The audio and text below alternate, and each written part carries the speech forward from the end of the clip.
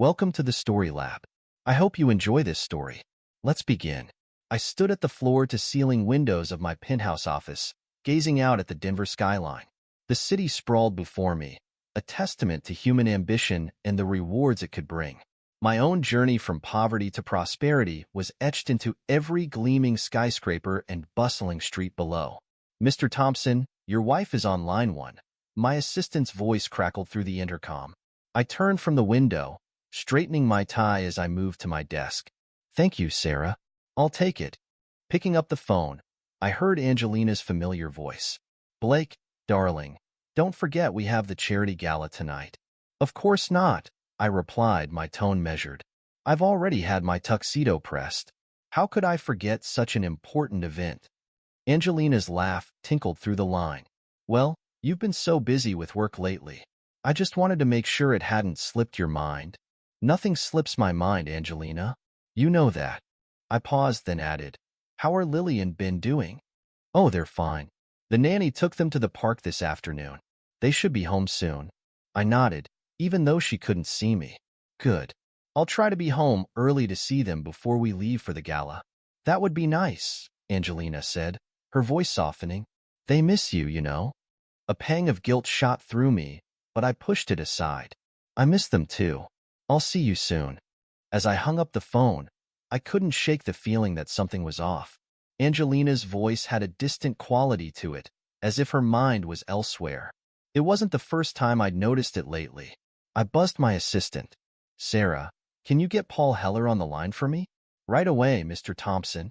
While I waited for the call to connect, I pulled up the latest financial reports for Thompson Enterprises on my computer. The numbers were good, better than good. We were poised to acquire another tech startup, expanding our reach even further. Blake, my friend, Paul's gruff voice came through the speaker. To what do I owe the pleasure? I leaned back in my chair. Paul, I need your expertise. Something doesn't feel right at home. There was a pause on the other end. Angelina? Yeah, I sighed. I can't put my finger on it, but something's changed. I need you to look into it. Discreetly, of course. Of course, Paul replied. You know I've got your back, Blake. Always have, always will. I smiled, remembering our days in the military. I know, Paul. That's why you're the only one I trust with this. I'll get right on it. You'll have my initial report by the end of the week. Thanks, Paul. I owe you one. Nah, we're even. Remember that time in Kandahar? I chuckled. How could I forget? All right, I'll talk to you soon. Hanging up, I turned back to the window. The sun was setting, casting long shadows across the city. I had built all of this from nothing, through sheer determination and a refusal to back down. I wouldn't let anyone take it away from me, not even Angelina. As I drove home in my sleek black Audi, I thought about how I'd met Angelina. It had been at a similar charity gala 5 years ago. She'd been stunning in a red dress, her blonde hair cascading down her back. I'd been immediately drawn to her, not just for her beauty, but for the sharp intelligence in her eyes. We'd married within 6 months, a whirlwind romance that had taken Denver's social scene by storm. The poor boy made good, marrying the society princess. It had seemed like a fairy tale. But fairy tales weren't real. I reminded myself as I pulled into our gated driveway. I'd learned that lesson early in life. As I walked through the front door, I heard the pitter-patter of little feet. Daddy, Lily cried, running towards me with her arms outstretched.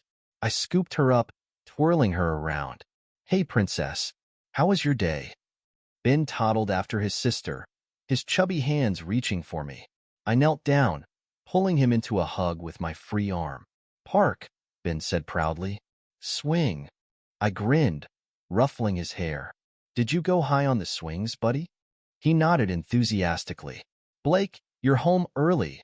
Angelina's voice floated down the staircase. I looked up to see her descending, already dressed for the gala in a shimmering gold gown. She was beautiful, there was no denying that. But as I watched her approach, I couldn't help but notice the slight tightness around her eyes, the way her smile didn't quite reach them. I promised I'd try, I said, setting Lily down. Thought I'd spend some time with the kids before we left. Angelina nodded, her eyes darting to the clock. Well, we should probably get going soon. We don't want to be late. I frowned. We have time. I haven't seen the kids all day. She sighed, a barely perceptible sound. Of course. I'll just go check my makeup. As she turned to go back upstairs, I called after her. Is everything okay, Angelina? She paused, then looked back at me with a smile that didn't quite reach her eyes. Of course, darling. Why wouldn't it be? Before I could respond, she was gone, leaving me with a growing sense of unease. I turned back to the kids, determined to make the most of our time together. Who wants to hear a story before Daddy has to go? Me. Me. Lily and Ben chorused. As I sat on the couch with them, reading their favorite book, I couldn't shake the feeling that my carefully constructed world was about to be shaken to its core. The charity gala was in full swing when we arrived. The ballroom of the Ritz-Carlton was awash in glittering lights and the sounds of clinking champagne glasses. I nodded to familiar faces as we made our way through the crowd, my hand resting lightly on the small of Angelina's back. Blake. Angelina. So glad you could make it. Charles Worthington, the host of the event, greeted us warmly. I shook his hand firmly. Wouldn't miss it, Charles. Thompson Enterprises is always happy to support such a worthy cause. Angelina smiled, but I noticed her eyes scanning the room. The decorations are lovely, Charles. You've outdone yourself this year. Charles beamed. Thank you, my dear. Oh, have you seen the new exhibit? We have some remarkable pieces on display tonight. Angelina's eyes lit up. No, we haven't had the chance yet. Where is it? Just through those doors, Charles pointed. You simply must see it. There's a new artist, Jonathan Parker, whose work is causing quite a stir. I felt Angelina tense slightly beside me. That sounds fascinating. Shall we take a look, Blake? I nodded, my eyes narrowing slightly at her sudden enthusiasm. Of course. Lead the way. As we entered the exhibit hall, I was immediately struck by the vibrant, chaotic energy of the paintings on display. They were a riot of color and emotion, raw and unrestrained. These are interesting, I said, trying to find a diplomatic way to express my distaste. Angelina, however, seemed entranced. They're incredible, she breathed, so full of life and passion. I frowned, looking at her. I didn't know you were such an art enthusiast. She shrugged, not meeting my eyes. There's a lot you don't know about me, Blake. Before I could respond, a voice interrupted us. I'm glad you like them. We turned to see a man approaching us. He was tall and lean, with tousled dark hair and intense blue eyes. He moved with an easy grace, exuding confidence. Jonathan Parker, he introduced himself, his eyes fixed on Angelina. And you are? Angelina Thompson, my wife replied, her voice slightly breathless. And this is my husband, Blake. I extended my hand, gripping perhaps a bit too tightly. Nice to meet you, Mr. Parker. Your work is certainly provocative. Jonathan grinned, his gaze never leaving Angelina. That's the point, isn't it? Art should provoke, should make you feel something. And what does it make you feel, Mrs. Thompson? He asked, his voice low and intimate. Angelina blushed, a sight I hadn't seen in years. It makes me feel alive, she said softly, like there's a whole world of possibilities out there. I cleared my throat, uncomfortable with the direction this conversation was taking. Well, it's certainly unique. If you'll excuse us, Mr. Parker, we should circulate. Jonathan nodded, his eyes still on Angelina. Of course. It was a pleasure meeting you both. I hope we'll have the chance to talk more about art soon, Mrs. Thompson. As we walked away, I couldn't shake the uneasy feeling in my gut. The way Angelina had looked at Jonathan, the way she'd responded to his presence, it was all wrong. He seemed interesting, I said carefully as we made our way back to the main ballroom. Angelina nodded, her eyes distant. Yes, very interesting. His work is remarkable, don't you think? I shrugged. If you like that sort of thing. It's a bit chaotic for my taste. She looked at me then, really looked at me, for what felt like the first time in months. That's the problem, Blake. You always want everything neat and orderly. Sometimes life is chaotic. Sometimes that's beautiful. Her words stung more than I cared to admit. I built our life, Angelina. I gave you and the kids everything you could ever want. Is that not enough? She sighed, reaching for a glass of champagne from a passing waiter. It's not about things, Blake. It's about feeling alive. I watched her as she downed the champagne in one long swallow, a growing sense of dread settling in my stomach. Something had shifted tonight, and I wasn't sure I could control where it was heading. As the night wore on, I couldn't help but notice how Angelina's eyes kept drifting back to the exhibit hall, how she seemed distracted and distant. When Jonathan Parker re-entered the main ballroom, her whole body seemed to come alive, as if she was suddenly more present in the moment. I excused myself, heading to the bar for a scotch. As I waited for my drink, I pulled out my phone and sent a quick text to Paul. Need you to look into someone. Jonathan Parker, artist. New in town. Something's not right. Paul's response came almost immediately. On it, boss. I'll have something for you by morning. I pocketed my phone, grabbing my scotch and turning back to the crowd. Angelina was nowhere to be seen. My eyes scanned the room, finally spotting her near the entrance to the exhibit hall. She was talking animatedly with Jonathan Parker, her hand resting lightly on his arm as she laughed at something he said. The scotch turned bitter in my mouth as I watched them. I'd built an empire from nothing, clawed my way up from poverty to become one of the most powerful men in Denver. I'd be damned if I'd let some smooth-talking artist threaten everything I'd worked for. As I made my way across the room towards them, I reminded myself of the lesson I'd learned long ago. Trust no one, and always be prepared for betrayal. It had served me well in business, and now, it seemed, I'd need to apply it to my personal life as well. Angelina, I said, my voice cutting through their conversation. It's getting late. We should head home. She turned to me, surprise and something else. Was it guilt? Flashing across her face. Oh, Blake. Jonathan was just telling me about his upcoming show. It sounds fascinating. I forced a smile, extending my hand to Jonathan. I'm sure it does. But we really must be going. It was nice to meet you again, Mr. Parker. Jonathan shook my hand, his grip firm. Likewise, Mr. Thompson. I hope to see you both at the show. Angelina, I'll send you the details. I felt my jaw clench at his familiarity with my wife, but I kept my expression neutral. That won't be necessary. If we're interested, we'll find out the information ourselves. Angelina shot me a look, but I ignored it, placing my hand on her back to guide her towards the exit. As we drove home in tense silence, I couldn't shake the feeling that this was just the beginning of a storm that threatened to tear apart everything I'd built. The next morning, I was in my office before dawn, unable to sleep after the events of the previous night. The city was just beginning to wake up, the first rays of sunlight painting the sky in shades of pink and gold. My phone buzzed with a message from Paul. Got some info on Parker. You're not going to like it. Coming over now? I leaned back in my chair, a grim smile on my face.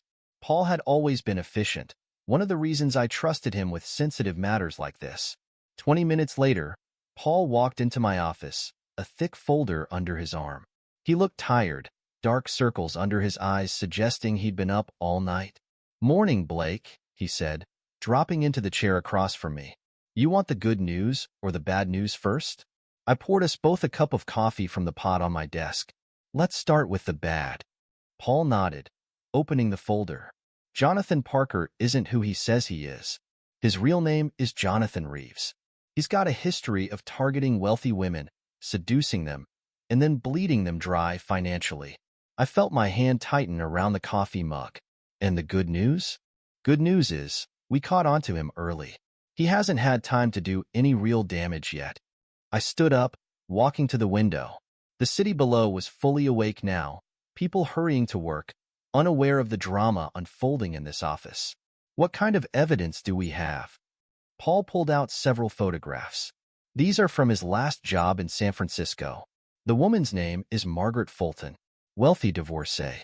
Parker, or Reeves rather, seduced her, convinced her to invest in his art career, and then disappeared with nearly $2 million of her money.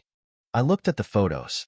They showed Jonathan with an older woman, looking every bit the devoted lover. It made my stomach turn. And Angelina? I asked, dreading the answer. Paul hesitated. Blake, are you sure you want to see this? I turned to face him, my expression hard. Show me. He pulled out another set of photos. These were clearly taken recently, some even from last night's gala.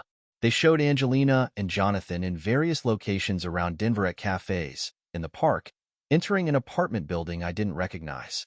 The apartment belongs to a friend of his, Paul explained. They've been meeting there for the past 2 weeks.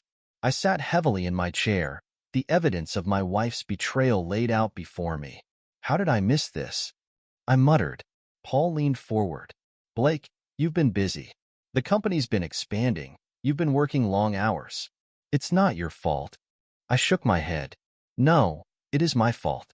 I let my guard down. I trusted her. What do you want to do? Paul asked. I stood up, my resolve hardening. I want everything. Every photo, every video, every scrap of evidence you can get. I want to know every move they make, every word they say to each other. Paul nodded. Consider it done. What about Angelina? Are you going to confront her? I smiled, but there was no warmth in it. Not yet. Let her think she's getting away with it. When the time comes, I want her to know exactly how badly she screwed up. And Parker? Let him play his game for now. When we're ready, we'll take him down so hard he'll never be able to pull this scam again, I said, my voice cold with determination. Paul leaned back in his chair, a grim smile on his face. You got a plan brewing already, don't you? I nodded, my mind racing with possibilities. I always have a plan, Paul, but I need more information. Keep digging. I want to know everything about Jonathan's past cons, his weaknesses, his habits. And Angelina. I need to know exactly how deep she's in. What about the kids? Paul asked, his voice softening slightly. I felt a pang in my chest at the mention of Lily and Ben. They're my priority. Whatever happens, I need to protect them from this mess. Paul stood up, gathering the photos and documents.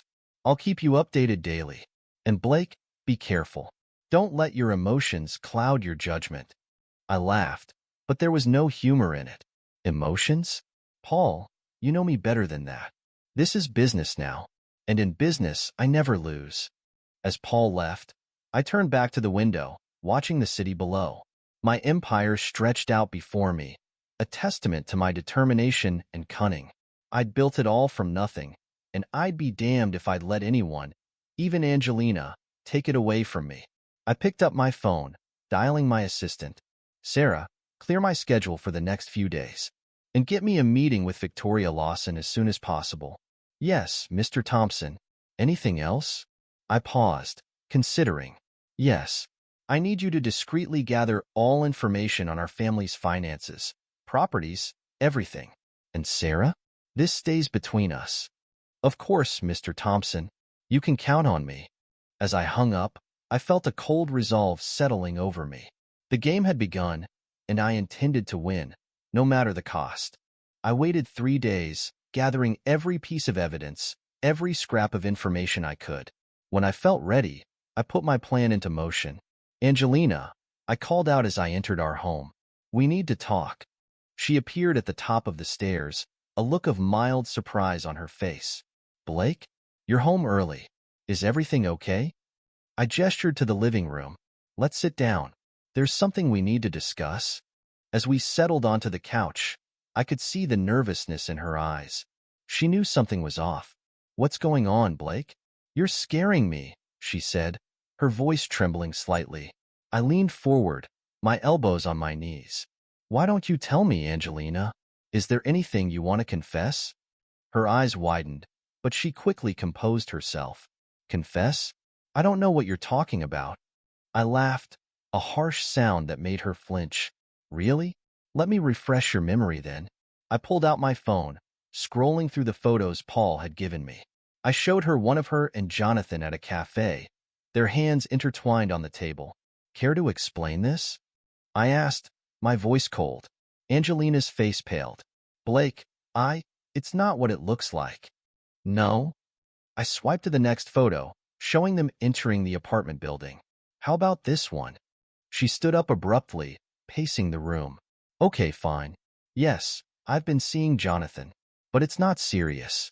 It's just, I felt suffocated. Blake, you're always working, always focused on your empire. I needed something for myself, I stood up too, my anger barely contained. Something for yourself? And you thought cheating on your husband, betraying your family, was the answer? You don't understand, she cried, tears forming in her eyes. Jonathan makes me feel alive. He sees me, really sees me. And I don't. I asked, my voice dangerously quiet. I, who gave you everything you could ever want, who built this life for you and our children. Angelina's tears were flowing freely now. It's not about things, Blake. It's about feeling valued, feeling loved. I laughed bitterly. Loved? Do you even know who Jonathan really is? Did you know his real name is Jonathan Reeves? That he's a con artist who preys on wealthy women? She shook her head frantically. No, you're lying. Jonathan would never. He would, and he has. I interrupted. I have proof of his past cons. He's using you, Angelina, for your money, your connections. Angelina collapsed back onto the couch, her face in her hands. I didn't know. I swear, Blake, I didn't know. I stood over her, my voice hard. It doesn't matter. You betrayed me, betrayed our family. And now you're going to face the consequences. She looked up at me, fear in her eyes. What do you mean? I'm filing for divorce, I said coldly, and I'm seeking full custody of Lily and Ben. Angelina gasped. No, Blake, please. You can't take my children away from me. I can and I will, I replied. I've already spoken to my lawyer. You'll be served with the papers tomorrow. She stood up, reaching for me. Blake, please. We can work this out. I'll end things with Jonathan. I'll do anything. Just please, don't do this. I stepped back, avoiding her touch. It's too late for that, Angelina. You made your choice. Now you have to live with it. As I turned to leave the room, she called out, her voice desperate. What about the children? What are we going to tell them? I paused at the door. For now, nothing. They don't need to know about your betrayal. We'll tell them we're separating, that's all. And after that? She asked, her voice small. I looked back at her, my eyes cold. After that, you'll have limited supervised visitation, if you're lucky. As I walked away, I could hear her sobs echoing through the house. Part of me wanted to go back, to comfort her, to try to salvage what we had. But I squashed that impulse. She had made her choice, and now she would face the consequences. I went to my study, locking the door behind me. I had calls to make, plans to set in motion. The war had begun, and I intended to win. The next morning, I met with Victoria Lawson in her sleek downtown office. Victoria was a force of nature, known for her ruthless efficiency and her personal vendetta against infidelity. Blake, she greeted me, her handshake firm. I've reviewed the evidence you sent over. You've got a strong case. I nodded, taking a seat across from her desk. I want to move quickly, Victoria. I need this handled as efficiently as possible. She leaned forward, her eyes gleaming. Don't worry. I've already drafted the divorce papers. We'll file them today, citing adultery. As for custody, given the evidence of her affair and the potential danger posed by her companion, I believe we have a good shot at full custody. What kind of timeline are we looking at? I asked. Victoria tapped her pen against her desk. It depends on how much Angelina fights it. If she's smart, she'll realize she's outmatched and settle quickly. If not, well, I'm prepared for a battle. I smiled grimly. Knowing Angelina, she won't go down without a fight. Good, Victoria said, a predatory grin on her face. I like a challenge. Now, let's talk strategy. For the next hour, we went over every detail of our plan. Victoria was thorough, anticipating every possible move Angelina and her lawyer might make.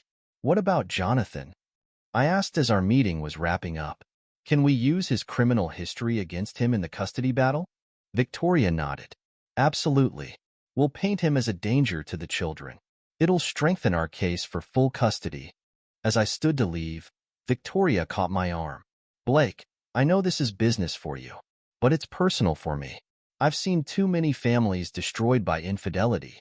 I promise you, I'll do everything in my power to make sure you and your children come out of this on top.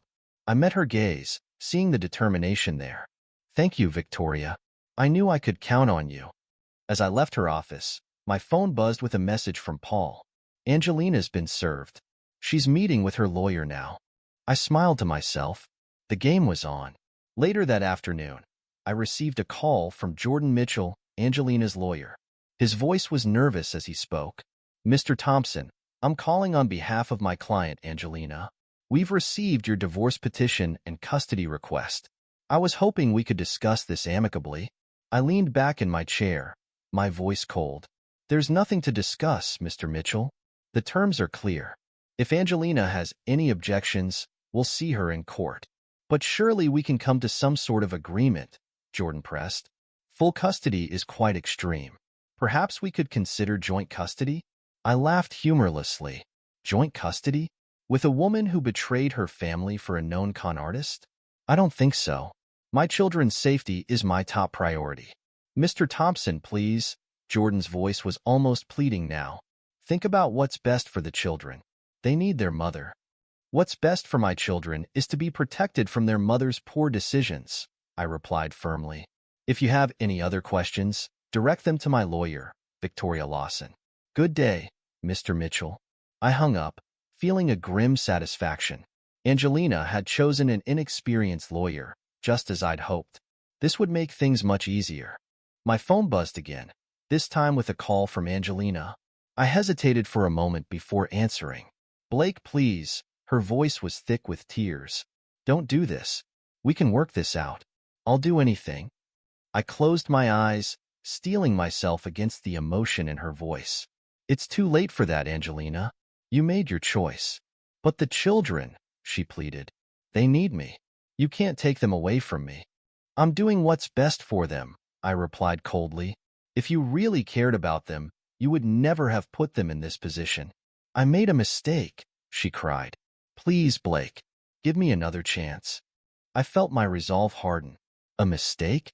Is that what you call repeatedly betraying your family?" "No, Angelina. There are no more chances. You'll be hearing from my lawyer." As I hung up, I felt a mix of emotions. Part of me ached for the pain in her voice, for the family we once were. But a larger part, the part that had been hardened by years of fighting my way to the top, knew that this was necessary. In business and in life, there was no room for second chances when it came to betrayal. I turned back to my computer, pulling up the files on Jonathan that Paul had sent over. It was time to move on to the next phase of my plan. Jonathan Parker, or Reeves, or whatever his real name was about to learn what happened to those who dared to cross Blake Thompson. The next morning, I woke up early, my mind already racing with the day's plans.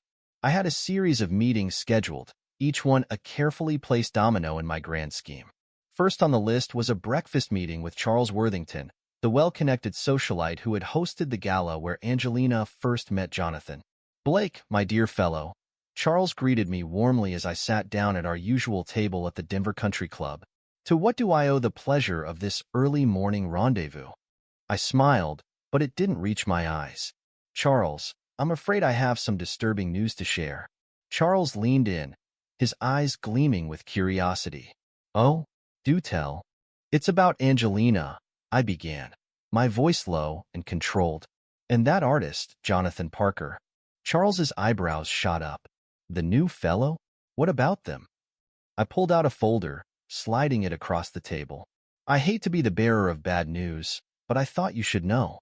Jonathan Parker isn't who he claims to be." Charles opened the folder, his eyes widening as he scanned the contents.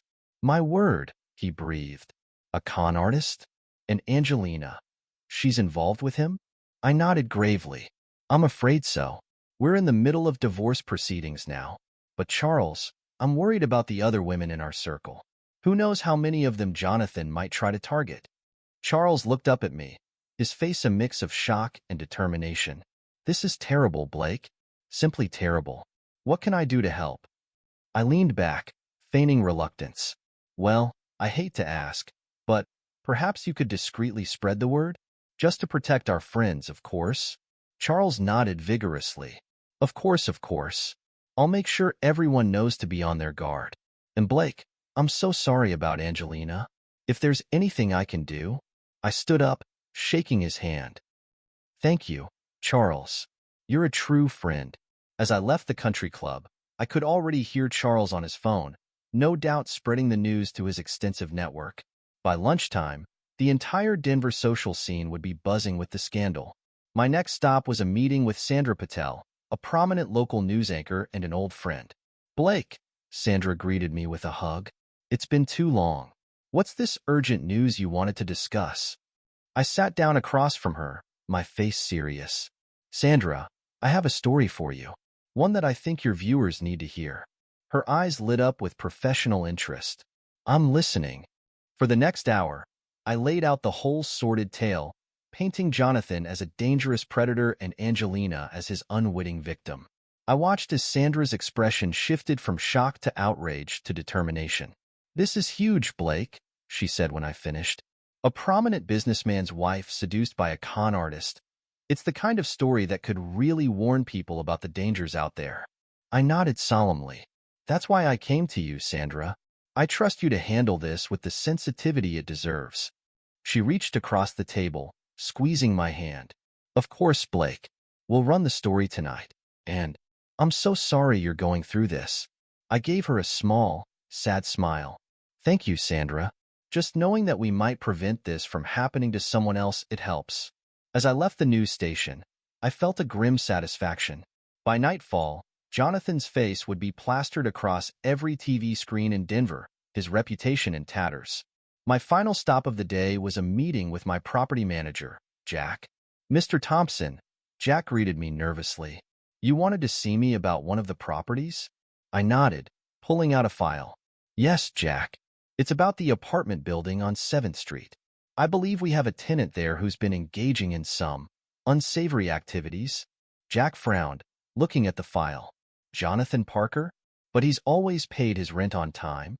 "Unfortunately, Jack, Mr. Parker is not who he claims to be," I said, my voice stern. "I need you to evict him immediately. Today, if possible." Jack's eyes widened. "Today?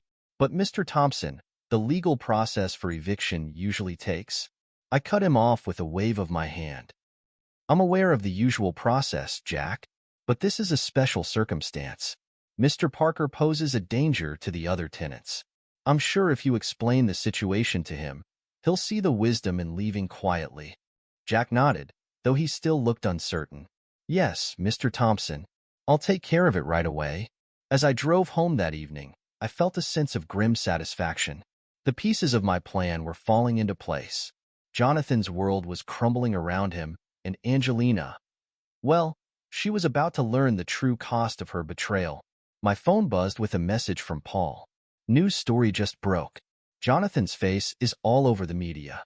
His galleries already issued a statement distancing themselves from him." I smiled to myself. The public exposure was complete.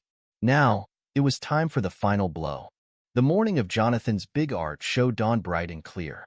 I stood at my office window, watching the city come to life, a grim smile on my face. Today was the day Jonathan Parker would finally face the consequences of his actions. My phone buzzed. It was Paul. "Everything's set," he said without preamble. "The police are on standby. They'll move in as soon as we give the signal." "Good," I replied. "And the evidence?" "Rock solid. We've got proof of at least 3 separate instances of art fraud, plus his history of conning wealthy women. He's going down, Blake." I nodded, even though Paul couldn't see me. "Excellent work, Paul. I'll see you at the gallery." As I hung up, there was a knock at my office door. It was Victoria. "Are you ready for this?" she asked, her eyes gleaming with anticipation. I stood up, straightening my tie. "More than ready. It's time Jonathan learned what happens when you cross Blake Thompson." Victoria smiled, a predatory grin that matched my own. "I almost feel sorry for him." Almost. We arrived at the gallery just as the show was getting underway. The place was packed, Denver's elite mingling and sipping champagne as they admired Jonathan's artwork. I spotted him across the room, charming a group of potential buyers. Our eyes met for a moment, and I saw a flicker of unease cross his face before he quickly masked it with a smile. "Mr. Thompson," he said, approaching me with false bravado, "I'm surprised to see you here. I wouldn't have thought this was your scene." I smiled coldly. "Oh, I wouldn't miss this for the world, Jonathan. Or should I say, Mr. Reeves?" His face paled slightly. I'm not sure what you mean. No? I asked, my voice dripping with sarcasm. Well, perhaps these gentlemen can explain it to you. On cue, two plainclothes detectives approached, flanking Jonathan. Jonathan Parker, also known as Jonathan Reeves, one of them said, loud enough for nearby guests to hear. You're under arrest for multiple counts of fraud and grand larceny. The gallery fell silent as the detective continued reading Jonathan his rights. I watched with satisfaction as the realization of what was happening dawned on his face. You can't do this, Jonathan hissed at me as the detectives handcuffed him.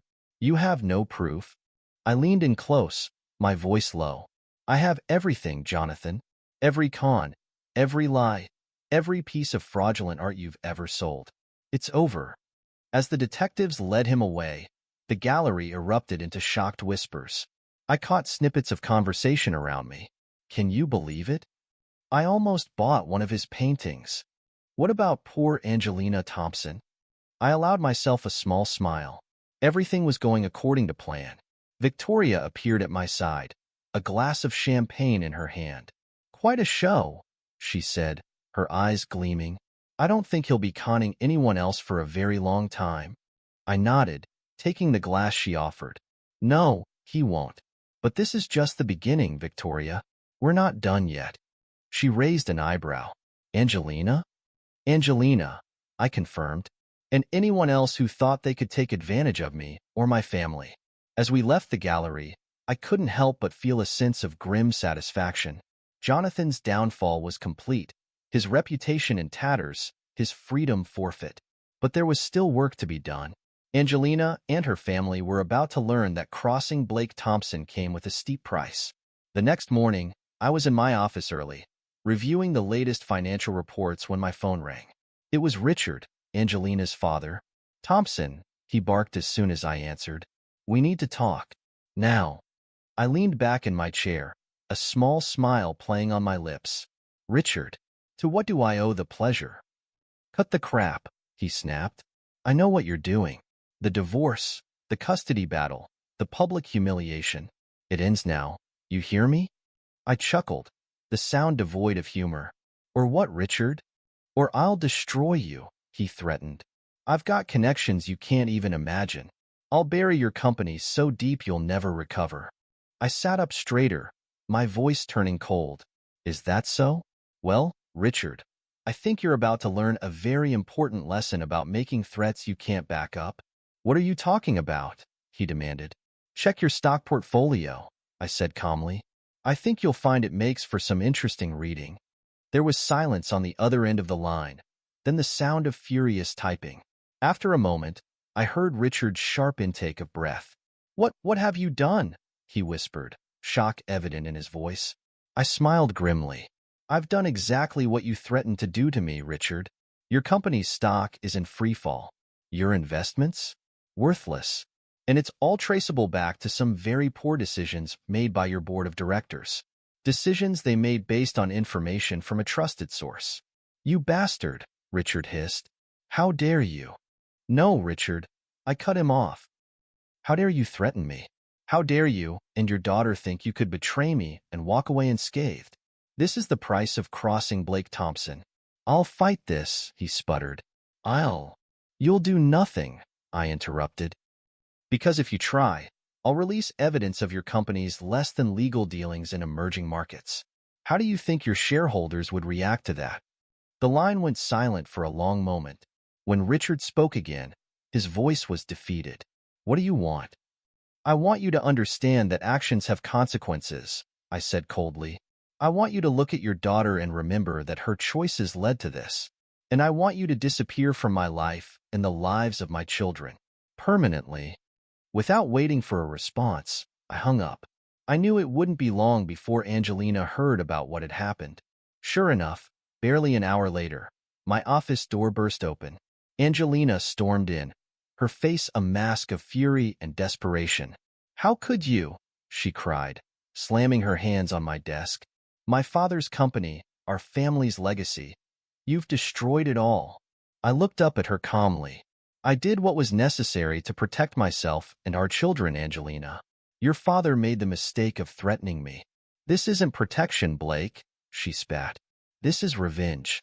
Pure and simple. I stood up, meeting her gaze. Call it what you want. But remember, you started this when you decided to betray our family. Angelina's anger seemed to deflate, replaced by a look of despair. What am I supposed to do now? You've taken everything. The children, our home, and now my family's business. You'll do what you should have done from the beginning, I said coldly. You'll face the consequences of your actions. She stared at me, tears welling in her eyes. I never thought you could be this cruel, Blake. I laughed humorlessly. Cruel? I gave you everything, Angelina. A home, a family, security. And you threw it all away for a con artist. This isn't cruelty. This is justice. Angelina shook her head, backing away from my desk. You're wrong, Blake. This isn't justice. This is you becoming the very thing you always feared. A man so consumed by power and control that he's lost sight of what really matters. As she turned to leave, I called after her. What matters is loyalty, Angelina. Something you seem to have forgotten. The door slammed behind her, leaving me alone in my office. I sat back down, staring out at the Denver skyline. I had won, I told myself. I had protected what was mine and punished those who had wronged me. So why did victory taste so bitter? Months passed. The divorce was finalized, with me retaining full custody of Lily and Ben. Angelina, last I heard, had moved back in with her parents, her life in shambles. Jonathan was serving time for his fraudulent schemes. I threw myself into my work and into caring for the children. But despite my best efforts, there was an emptiness I couldn't shake. One afternoon, as I was leaving a business lunch, I quite literally ran into her. Oh, I'm so sorry, she said, scrambling to pick up the papers she dropped. I knelt to help her. No, it was my fault. I wasn't watching where I was going. As we stood, our eyes met. She was beautiful, with warm brown eyes and a kind smile. I'm Julia, she said, extending her hand. Blake, I replied, shaking it. Blake Thompson. Her eyes widened slightly with recognition, but to her credit, she didn't react beyond that. Well, Blake Thompson, she said with a small smile, since you nearly knocked me over, the least you can do is buy me a coffee to make up for it. I found myself smiling back, something I hadn't done in months. I think that's fair. Shall we? Over coffee, I found myself opening up to Julia in a way I hadn't with anyone in a long time. She was a child psychologist, intelligent and compassionate. When I mentioned Lily and Ben, her eyes lit up. They sound wonderful, she said warmly. It must be challenging, raising them on your own. I nodded, surprised by her lack of judgment. It is, but they're worth it. As we parted ways that afternoon, Julia handed me her card. If you ever want to talk about the kids or anything else, give me a call. I found myself calling her the very next day. Over the following weeks, we began to see each other regularly. Julia was different from anyone I'd ever known. She was strong and independent, but also kind and understanding. She didn't shy away from my past or my complexities. One evening, as we were having dinner at my place after putting the kids to bed, Julia turned to me with a serious expression. Blake, she said softly, I need to know something. I tensed, preparing myself for the worst. What is it? She took a deep breath. All this pain, all this revenge, was it worth it? I was silent for a long moment, considering her question. Finally, I spoke. At the time, I thought it was. I thought it would make things right, would balance the scales somehow. But now... Julia reached out, taking my hand. And now? I sighed, feeling a weight lift from my shoulders as I admitted the truth. Now, I'm not so sure. I protected my children, my legacy. But at what cost? Julia squeezed my hand gently. It's not too late to change, Blake. To be the man, the father, you really want to be. I looked at her, seeing the warmth and acceptance in her eyes. Will you help me? I asked, my voice barely above a whisper. She smiled, leaning in to kiss me softly, every step of the way. In the months that followed, with Julia's support, I began to rebuild not just my life, but myself. I reached out to Angelina, arranging for her to have regular visitation with the children. It wasn't easy, but seeing the joy on Lily and Ben's faces when they saw their mother made it worth it. I even took steps to help Richard's company recover, anonymously funneling business their way through shell companies. It wasn't forgiveness, not yet, but it was a start. One sunny afternoon, Julia and I took the kids to the park. As I watched Lily push Ben on the swings, Julia's hand in mine, I felt a sense of peace I hadn't known in years. "You've come a long way," Julia said, smiling up at me. I nodded, squeezing her hand. "We all have. There's still a long way to go, but I think we're on the right path." As the sun began to set, casting a golden glow over the park, I gathered Lily and Ben close. With Julia by my side, I looked at my little family and made a silent vow. The cycle of revenge and bitterness ended here. From now on, we would move forward with love, understanding, and above all, loyalty to each other. It wasn't a fairy tale ending. There were still challenges ahead, wounds that needed time to heal. But as we walked home together, hand in hand, I knew that we would face whatever came our way as a family. And that, I realized, was the greatest victory of all. This is where our story comes to an end. Share your thoughts in the comments section. Thanks for your precious time. If you enjoyed this story, then please make sure you subscribe to this channel. That would help me a lot. Click on the video you see on the screen, and I will see you there.